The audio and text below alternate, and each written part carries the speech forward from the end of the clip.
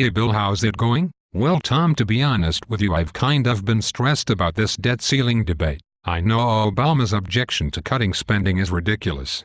Our federal spending is out of control and he needs to accept that. But the debt ceiling isn't about cutting spending. It's about paying the bills we already owe. You're confusing it with the federal budget. No, if we raise the debt ceiling, the government will just spend more and more money. But it's to pay for things we already bought.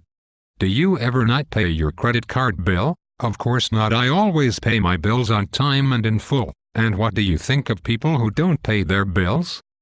They're unreliable and unwise.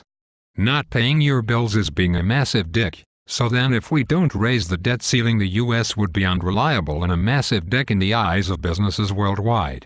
Fine, we can raise the debt ceiling only if we cut spending and add an amendment that forces the government to balance the budget. But adding that kind of amendment is unconstitutional. Even John McCain said so. What about increasing taxes on the top tax bracket, who are the people who make over $250,000 a year? That way we don't have to cut spending from necessary programs like Social Security and Medicare. If cutting Medicare and Social Security cuts our spending, then I guess some people have to sacrifice in order for us to pay down this debt.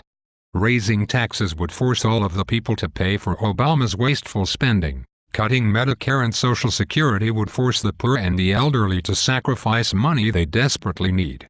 If we're going to force Americans to sacrifice, why should it be the old and the poor?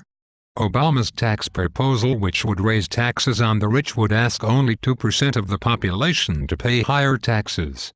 Besides, the rich have received tax cuts for years and it's time they pay their fair share.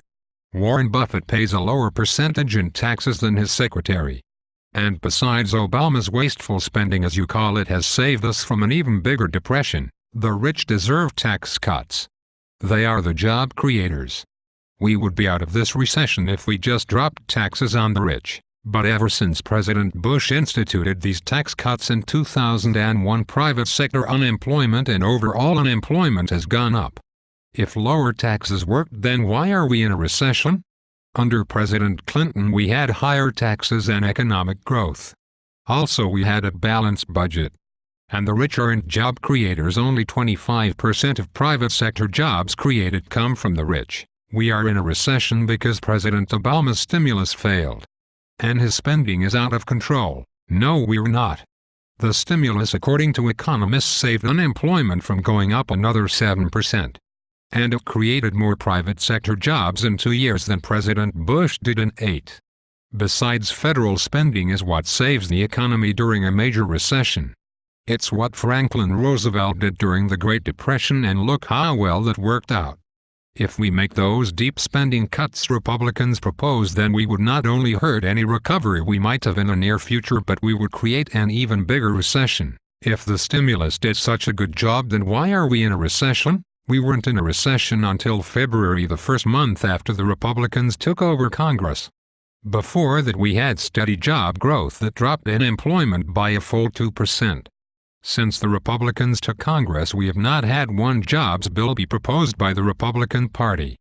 During that time they rejected several Democrat jobs bills, but that doesn't make sense. I voted for Republicans because they said they would create jobs. They also said in 2001 their tax cuts would help the economy, which, as I've already explained, didn't happen. Furthermore, why would you even vote for them? I don't know. They promised me things that they wouldn't do. Well, that's how Republicans have been this decade. I don't think my conscience will allow me to vote Republican anymore. If only there were more people like you.